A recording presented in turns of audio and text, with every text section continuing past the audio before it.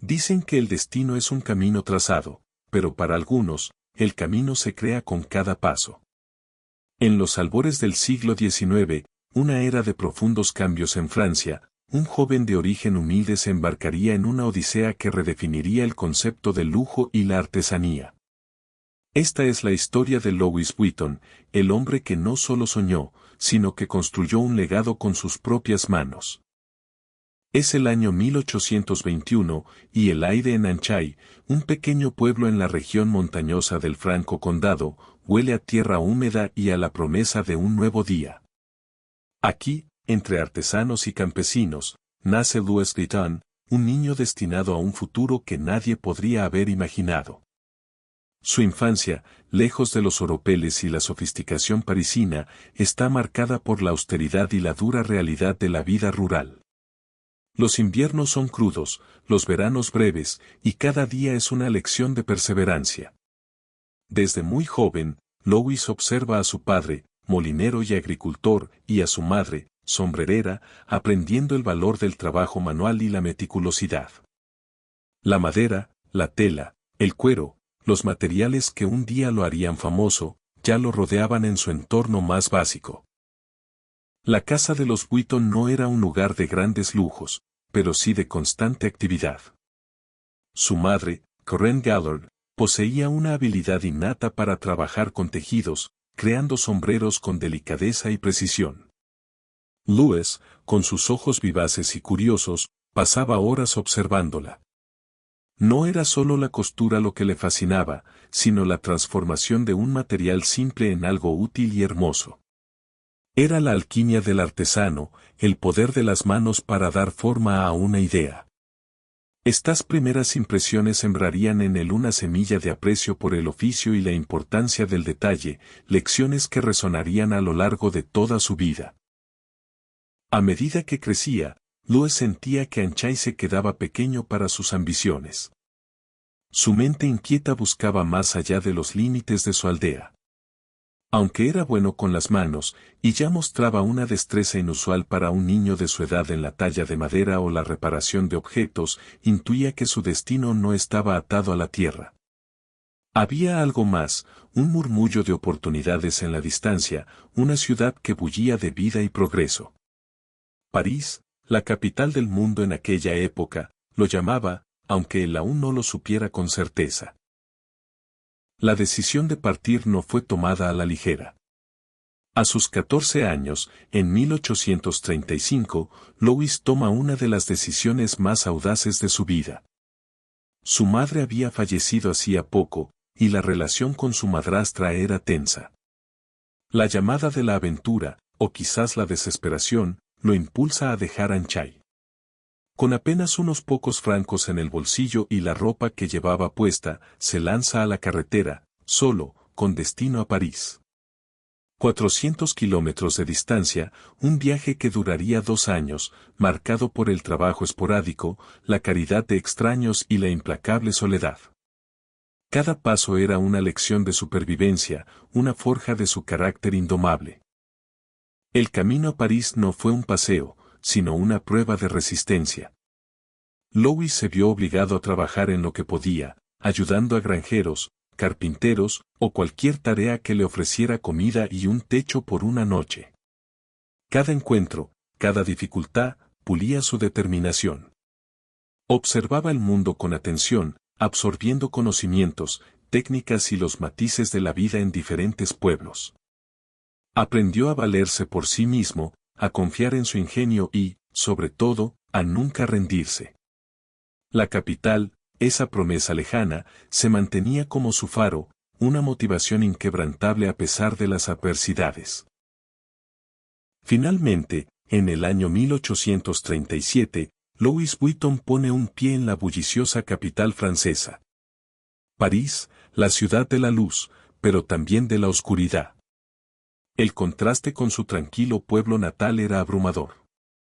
Carruajes lujosos, damas con vestidos de seda, hombres de negocios apresurados, pero también la miseria en los callejones, el ruido incesante y el olor a vida y desorden. Para un joven de 16 años, sin contactos ni fortuna, la ciudad era una bestia imponente. Pero Louis no era de los que se asustaban fácilmente. Su espíritu indomable, forjado en la adversidad del camino, estaba listo para enfrentar cualquier desafío. En medio de la vasta metrópolis, Louis encontró su primer faro, el taller de Monsieur Romain Maréchal, un reputado emballeur y layetier.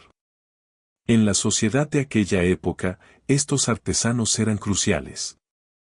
Se encargaban de empacar cuidadosamente las pertenencias de la élite parisina para sus viajes, creando baúles y cajas que no solo protegieran, sino que también presentaran con elegancia el contenido. Louis, con su curiosidad innata y su habilidad manual, rápidamente se convirtió en aprendiz. No era un trabajo glamoroso, pero era un oficio, una puerta al mundo de la artesanía de lujo. Aquí, Louis encontró su vocación, no con madera o tela, sino con la arquitectura del viaje. Durante 17 años, Louis se sumergió por completo en el arte del embalaje y la fabricación de baúles en el taller de Maréchal. Aprendió cada truco del oficio, desde la selección de la madera y el cuero hasta la precisión de las cerraduras y el forrado interior. Su dedicación era incuestionable. No solo ejecutaba las órdenes, sino que cuestionaba los métodos, buscando la forma de mejorar, de innovar. Observaba los baúles abombados de la época, difíciles de apilar y transportar, y su mente ya empezaba a esbozar soluciones más prácticas, más elegantes. Su reputación como un layetier excepcional comenzó a crecer discretamente entre la clientela más exigente de París. En la corte del Segundo Imperio, bajo el reinado de Napoleón III y la elegante emperatriz Eugenia de Montijo, la demanda de viajes y, con ella, de equipaje sofisticado, alcanzó nuevas cotas.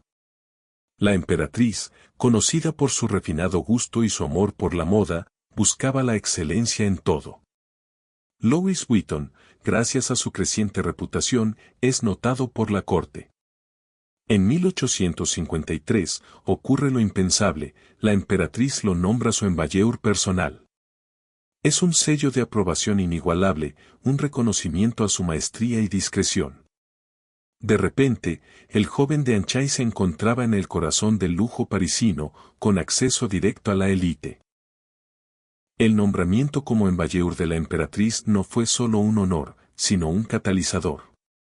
Louis había visto de primera mano las limitaciones del equipaje tradicional. Los baúles de forma abovedada, aunque estéticos, eran increíblemente imprácticos para los viajes modernos en tren y barco. Su mente, siempre en busca de la eficiencia y la innovación, bullía de ideas. ¿Y si se pudiera crear un baúl que fuera plano? ¿Apilable? ¿Resistente y ligero a la vez? La semilla de una revolución en el equipaje estaba germinando en su mente. Pero, ¿cómo romper con una tradición centenaria y convencer a una sociedad arraigada en lo establecido? El desafío era inmenso, pero Louis Vuitton, el muchacho que había caminado 400 kilómetros para encontrar su destino, no era ajeno a los desafíos. El próximo capítulo de su vida y de la historia del viaje estaba a punto de comenzar. Tras años perfeccionando su oficio en el taller de Maréchal y ahora con la confianza de la corte imperial, Louis Vuitton no podía ignorar la creciente frustración que sentía por las limitaciones del equipaje existente. Los baúles de su época eran estéticamente agradables, a menudo cubiertos de cuero y ornamentados, pero su diseño cóncavo los hacía extremadamente imprácticos para apilar. En un mundo donde los trenes y los barcos de vapor comenzaban a dominar el transporte, el espacio era un lujo y la eficiencia, una necesidad. Louis pasaba las noches en su modesto apartamento, llenando cuadernos con bocetos, probando materiales, buscando la forma perfecta que combinara funcionalidad y belleza. Su mente estaba en una constante tormenta de ideas, un crisol de ingenio y ambición. El momento había llegado. Con el respaldo de su experiencia y la confianza que le había otorgado la emperatriz, Louis Vuitton tomó la audaz decisión de forjar su propio camino. En el año 1854, a los 33 años, abre su propio taller y tienda en el número 4 de la Rue Neuve des Capucines, cerca de la Place Vendôme, el corazón de la elegancia parisina. El letrero era simple, pero contundente: Louis Vuitton, en Bayeux. Fabrication sur mesure.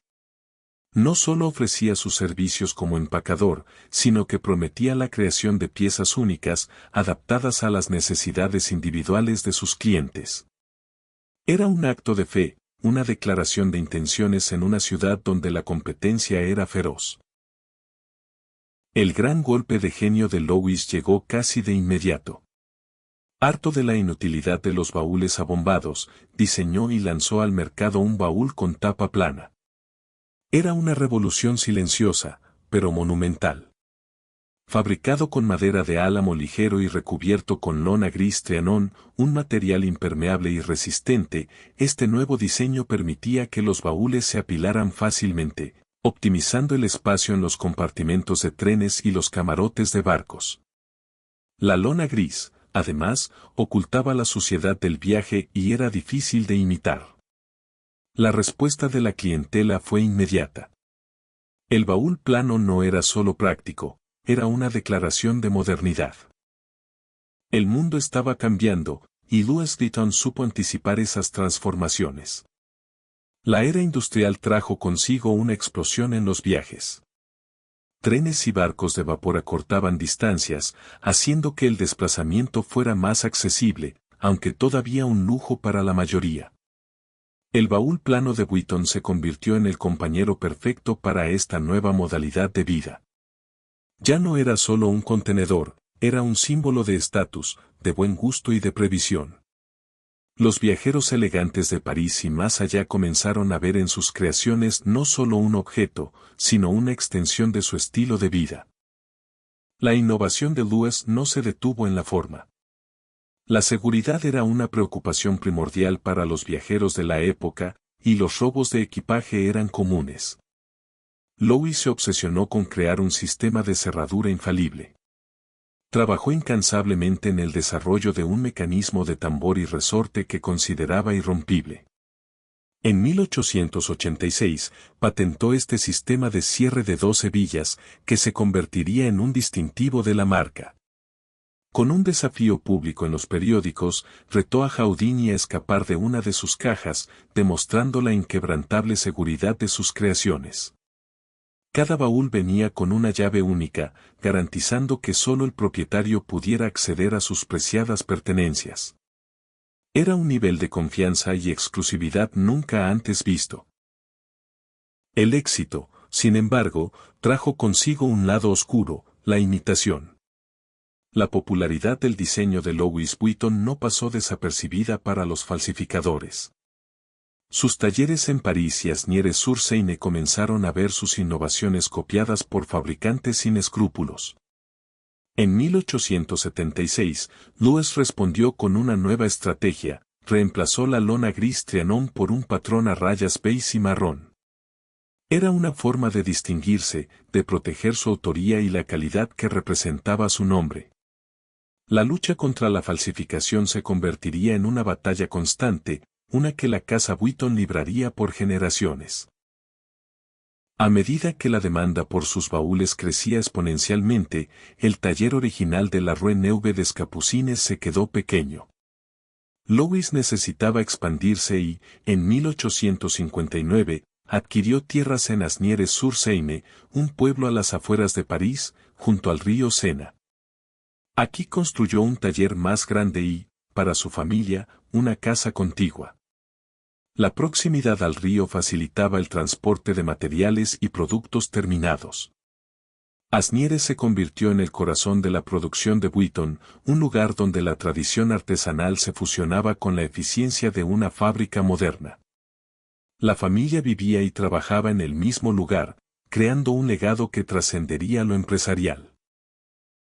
Para finales del siglo XIX, poseer un baúl Louis Vuitton no era solo una cuestión de practicidad, era una declaración. La marca se había convertido en sinónimo de aventura, de viajes transatlánticos, de expediciones exóticas y de la sofisticación de la élite. Sus clientes incluían a la realeza, artistas famosos, exploradores y magnates de la industria. Cada baúl contaba una historia, era un testigo silencioso de innumerables travesías. Louis no solo había revolucionado el equipaje, había transformado la forma en que el mundo veía el viaje, elevándolo a una forma de arte. Con el paso de los años, Louis, aunque seguía supervisando cada detalle, comenzó a delegar más responsabilidades en su hijo, George Vuitton. George había crecido entre baúles y el olor a cuero y madera, absorbiendo la pasión y el rigor de su padre. Louis no solo le enseñó el oficio, sino también la filosofía detrás de la marca, la búsqueda implacable de la excelencia, la innovación constante y la importancia de la calidad. La sucesión era vital para asegurar la continuidad del legado, y Louis veía en George no solo a un heredero, sino a un digno continuador de su visión.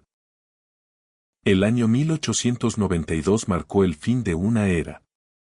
Louis Vuitton, el joven que había huido de Anchai con nada más que su determinación, falleció a la edad de 71 años. Había vivido para ver su nombre grabado en la historia del lujo y el viaje. Su legado era inmenso, no solo fundó una empresa, sino que creó un nuevo estándar de artesanía y diseño. Pero la historia de Louis Vuitton, el hombre, es solo el comienzo. La marca que lleva su nombre estaba a punto de enfrentar los desafíos de un nuevo siglo, una era de guerras, revoluciones y cambios sin precedentes. George Vuitton heredó no solo un negocio, sino una promesa. ¿Podría mantener viva la chispa de innovación de su padre? ¿O el nuevo siglo se tragaría el sueño del humilde Envalleur? El futuro de la casa Vuitton estaba en manos de la próxima generación y el mundo estaba a punto de cambiar para siempre. Tras el fallecimiento de Louis en 1892, su hijo, George Vuitton, asumió el timón de la empresa familiar con una determinación feroz. No era un mero administrador, George era un innovador por derecho propio, un estratega con una visión global. Entendía la necesidad de proteger el legado de su padre y, al mismo tiempo, de llevar la marca a nuevas alturas. Su primer gran desafío, y quizás el más persistente, seguía siendo la plaga de las falsificaciones. El patrón de rayas beige y marrón que su padre había introducido ya estaba siendo copiado. George sabía que necesitaba algo más audaz, más complejo, algo que fuera inequívocamente Vuitton. La respuesta de George a la piratería fue un golpe de genio en el diseño y el marketing. En 1896, después de años de experimentación, introdujo el icónico patrón Monogram Canvas. Este diseño presentaba las iniciales entrelazadas LV de su padre, rodeadas de motivos florales, la flor de 4 pétalos y la flor cóncava, y estrellas. No era solo un estampado, era una declaración de identidad, un homenaje a Louis y una barrera visual contra los imitadores. El Monogram Canvas era sofisticado, complejo y, lo más importante, patentado. Se convirtió instantáneamente en un símbolo de lujo y exclusividad, reconocido en todo el mundo. Front Ptamergane, un primer plano nítido y detallado del patrón Monogram Canvas de Louis Vuitton, con las iniciales LV entrelazadas, flores de 4 pétalos y estrellas sobre un fondo marrón oscuro. La textura de la lona es visible. George no solo se enfocó en el diseño, también comprendió el poder de la exposición global. Con el cambio de siglo, el mundo celebró el progreso y la innovación en las exposiciones universales. En 1900, en la Exposición Universal de París, Louis Vuitton tuvo un pabellón prominente. No era solo una tienda, sino una declaración de la estatura internacional de la marca. Aquí, los baúles Monogram fueron presentados a una audiencia global, consolidando su estatus como el epítome del lujo y la artesanía. La marca estaba en todas partes, en boca de todos, una fuerza imparable en el mercado de lujo. El nuevo siglo trajo consigo la Belle Époque, una era de prosperidad y optimismo, especialmente para la clase alta. Los viajes transatlánticos en lujosos barcos de vapor se convirtieron en la máxima expresión del estilo de vida. Los baúles y maletas Louis Vuitton eran compañeros indispensables para estos grandiosos viajes. La empresa se expandió con boutiques en Londres, Nueva York, Washington y Bombay, atendiendo a una clientela internacional. George incluso desarrolló baúles específicos para automóviles, vagones de tren de lujo y yates, anticipándose a las necesidades de una clientela cada vez más móvil y sofisticada. La marca se estaba globalizando, un baúl a la vez. La obsesión de George por la seguridad, heredada de su padre, también se manifestó en la promoción de sus productos. En 1901, se lanzó una campaña publicitaria que destacaba la inviolabilidad de las cerraduras Louis Vuitton. Se llegó a retar públicamente al famoso escapista Harry Houdini a liberarse de uno de sus baúles, una táctica audaz para demostrar la robustez y seguridad de sus diseños. Aunque Houdini nunca aceptó el reto, la leyenda se consolidó. Las cerraduras Vuitton eran prácticamente inquebrantables, añadiendo una capa más de prestigio y confianza a la marca. La seguridad era un lujo, y Vuitton lo garantizaba. La fábrica de Asnieres-sur-Seine se transformó bajo la dirección de George. Aunque se incorporaron procesos más eficientes, la esencia artesanal nunca se perdió. George entendió que la calidad y la atención al detalle eran los pilares de la marca. Cada baúl seguía siendo montado y acabado a mano por artesanos altamente cualificados, muchos de los cuales pertenecían a familias que habían trabajado para Vuitton durante generaciones. Era una combinación de la vieja escuela y la nueva era, producción en masa sin sacrificar la excelencia individual, un delicado equilibrio que pocos podían lograr. La Belle Époque llegó a un abrupto y brutal final con el estallido de la Primera Guerra Mundial en 1914. Europa se sumergió en un conflicto devastador. Aunque el lujo no era una prioridad, Louis Vuitton demostró su adaptabilidad.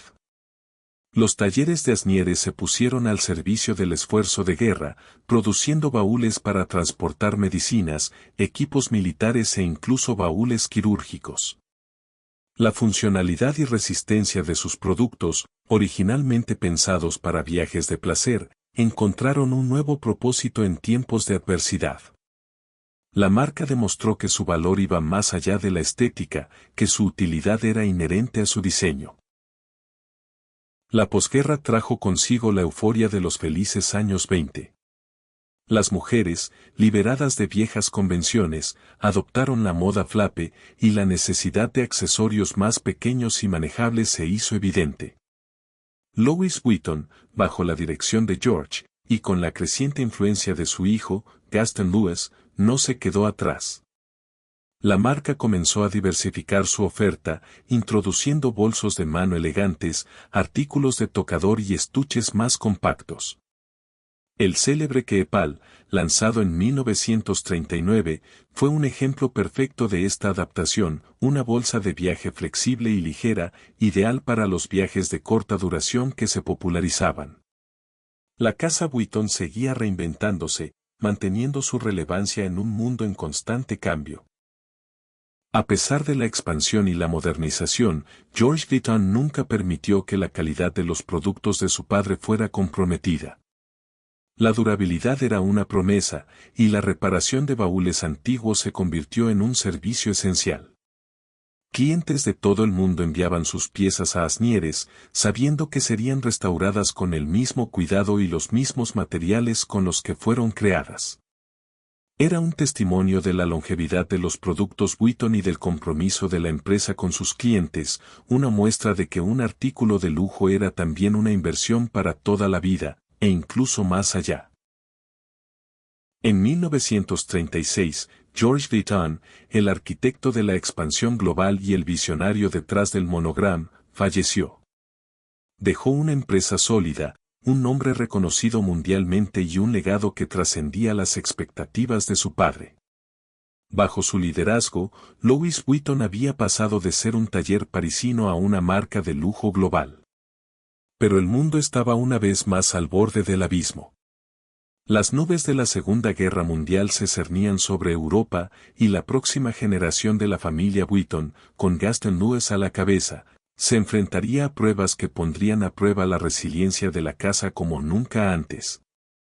¿Podría la herencia de Louis y George sobrevivir a la tormenta que se avecinaba? La respuesta se ocultaba en un futuro incierto, un futuro donde la supervivencia sería el verdadero lujo. El año 1939, apenas 3 años después del fallecimiento de George Guiton, el mundo se sumió en la Segunda Guerra Mundial. Para Francia, y en particular para París, los años de ocupación alemana fueron un periodo oscuro de escasez, miedo y resistencia. La vida de lujo, los viajes clamorosos, todo se detuvo. Gaston Louis Vuitton, el nieto del fundador, que había tomado las riendas de la empresa, se enfrentó a una decisión crítica: cerrar las puertas o encontrar la manera de sobrevivir en un entorno hostil. La supervivencia de la casa Vuitton, y la de sus empleados, dependía de su liderazgo en estos tiempos inciertos. Durante la ocupación, la producción de artículos de lujo se volvió inviable e incluso peligrosa. Gaston Louis tuvo que tomar decisiones pragmáticas para mantener la empresa a flote y a sus empleados con vida. Los talleres de Asnieres, conocidos por sus baúles exquisitos, se adaptaron para producir artículos más esenciales, como mochilas para civiles, cinturones o pequeños artículos de cuero con materiales que pudieran obtenerse. Fue un periodo de austeridad, pero también de ingenio, demostrando la versatilidad y la resiliencia de la artesanía de la casa Vuitton. La supervivencia era la nueva forma de lujo. Con la liberación de París en 1944, la esperanza regresó a Francia. La casa Vuitton, aunque golpeada por los años de guerra, había sobrevivido.